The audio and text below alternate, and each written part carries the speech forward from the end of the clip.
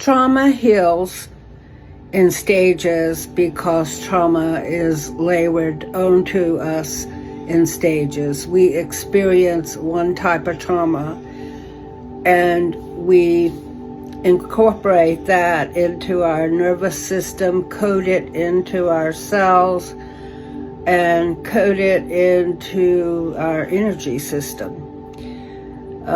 There leave tracks along the nervous system that become acclimated to a trauma response, and then we receive another trauma. It seems even worse because we've had a trauma and we layer that on top of the one we've already had, adding that coding for trauma into nervous system, brain, cells, our DNA sometimes. So healing trauma is releasing those layers of trauma as quickly as possible and based on readiness. So when you're working with yourself or with a client, each layer of trauma will present itself for release at the time of readiness. And as a healer, you help people by then helping them release that particular energy.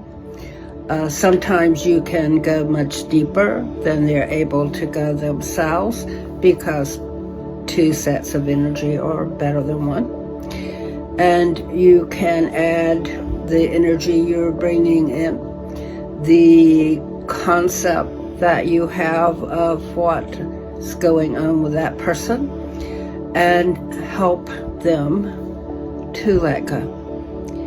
Occasionally you can get all of their trauma at one time, but most people tend to release it in little pieces as they're able to, which is normal.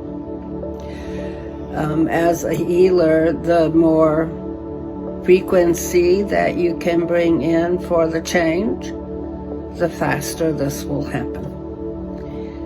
And the person can return to a state where they feel trauma-free and no longer layer more trauma on top of previous trauma.